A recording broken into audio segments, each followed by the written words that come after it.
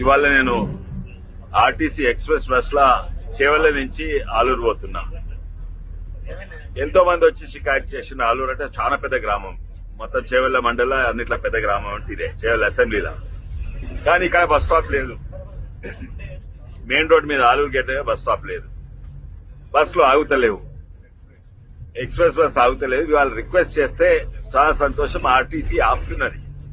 కానీ ఇంకో సమస్య తీర్చలేదు ఏంటంటే, ఇది నేను ఆలూరుకు టికెట్ కొనరాదు, ఎందుకంటే ఇది అఫీషియల్ కాదు, రిక్వెస్ట్ స్టాప్ అంట. ఇంత పెద్ద గ్రామానికి రిక్వెస్ట్ స్టాప్ ఏంది? ఇది అఫీషియల్ స్టాప్ చేయాలి.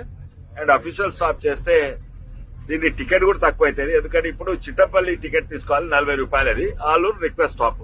ఇప్పుడు కొన్న టికెట్ ఏడుంది, ఇదే ఈ కొన్న టికెట్ ఆలూరు కాదు, ఇది చిట్టపల్లిది. చిట్టపల్లి టికెట్ చేవెళ్ల నుంచి చిట్టపల్లి 40 రూపాయలు. ఇప్పుడు ఆలూరు బస్ స్టాప్ చేస్తే అది 30 రూపాయలు అవుతుంది. ఇక 10 రూపాయలు ఇప్పుడు ఎవరు పట్టించుకోరు. కానీ కొన్ని స్టాప్లన్నా అరే మా ఆలూరు పేరు నిలబడుతుంది, అవి కూడా ఉంటాయి. అయితే ఇవన్నీ కూడా కానీ సంతోషం, ఇంతకాడికైతే ఆర్టీసీ కొంచెం సహకరించింది, ఇంకా సహకరించాలని నా కోరిక.